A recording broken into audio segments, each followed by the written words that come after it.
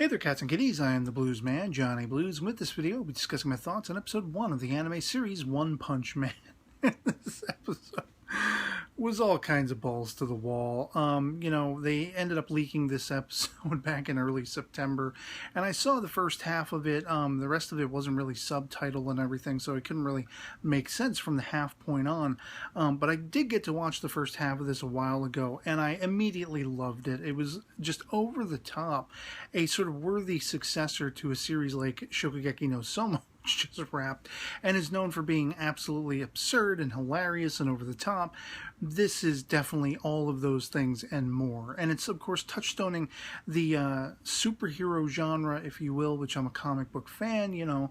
Love Superman. He's my all-time favorite hero. And here we have, straight out of the gate, starting off with this two-eyed, two-horned, flying purple Piccolo, straight out of DBZ, the vaccine man who's trying to, his modus operandi is like Agent Smith out of the Matrix. Humanity is a plague, wiping out, the earth, the nature of the earth and everything. It's a plague to be wiped out. And in one punch, after saving the girl, of course, One Punch Man, living up to that name, turns this guy into Jello. And it's like, as soon as that's over with, and you think it couldn't get any more absurd, we have this flashback to his youth, before he's lost his hair, which apparently was just the stress of training that did that, I love how he's just off the cuff about that. I trained so hard I went bald. He's got to basically save this kid, Balls Chin Boy, we'll call him, get him a trainer for that, because this Crablant guy, the great Crablant, he ate some crab and he turned into a giant one. He's walking around in his underwear for some reason, and I'm just dying of laughter with this goo goo goo, the noise he's making. And then, of course, here he is getting thrown around like a rag doll, but he's finding his calling, even though it's somewhat of his calling, but he believes it only to be like a hobby, it's not like an occupation, I'm just doing this for fun, and he's constantly annoyed that he's taking out these villains in one punch, thus his name, his nom de plume, but he takes this Crablant guy out by ripping out his eye socket, like all 10 miles of this cord that seemingly goes down to his skull, and saves, again, Balls Chin Boy. And after this, it's just like one thing after another. Suddenly he's going shopping and the store's completely ripped away. We see this giant footprint, and a Titan left over from Attack on Titan is walking around with a mad scientist for a brother on his, parroting on his pirate shoulder. And we see a flashback of their origins, how he was trying to be the strongest man in the world, Adler all this kind of stuff. And I absolutely lost it. I just lost it. I've already seen it, and I lost it all over again.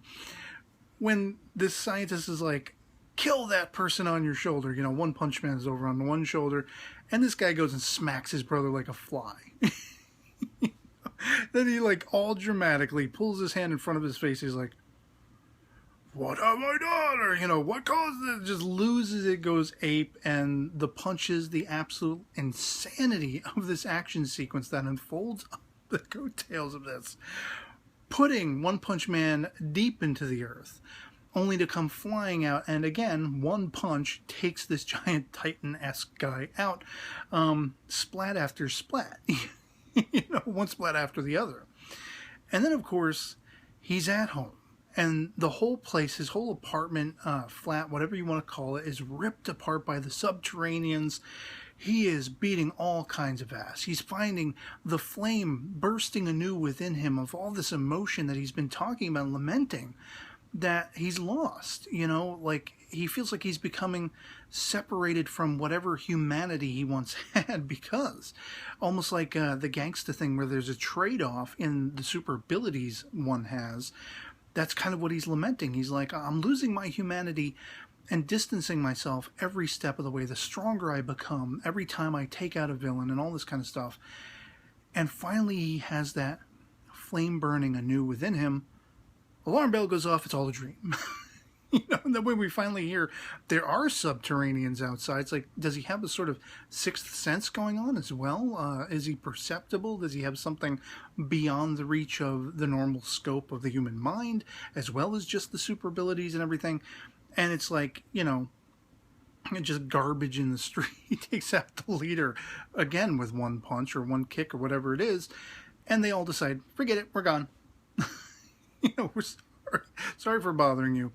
And just balls to the wall. This episode was balls to the wall. We have that little bit toward the end with this, what I assume to be, you know, the second mainstay character, what have you, coming to town, seems like. And it's interesting, he's in all the posters and he was in the PV, sort of giving One Punch Man grief for how ridiculous he looks and his name and everything like that. At least if memory serves. It's been a while since I saw the PV. But absolutely loved this first episode. I've been sitting on it for a little while. As I say, I saw the first half of it when it was leaked online, incomplete and everything, and it instantly won me over. And I've been waiting this long to just talk about how phenomenally hilarious and awesome it is. Action-packed, that whole sequence, even though it turned out to be a dream between One Punch and these subterraneans and everything, it was pretty balls to the wall. Kind of reminded me of shades of like Fooly Cooly FLCL, which had action sequences that sort of, you know, throughout the course of them, as the action was unfolding, it's kind of switched up the animation style. A couple of times it almost looked like sketch work and pencil work and such like that, and just was really, you know, embellished in certain aspects that I really thought was awesome. And so yeah, I can't wait to see more of this series, to see how the story is going to unfold. I am completely and totally unfamiliar with the source material, so it's all going to be surprises to me. So please, in any comments and discussions you may want to have about it, you know, no spoilers and such like that.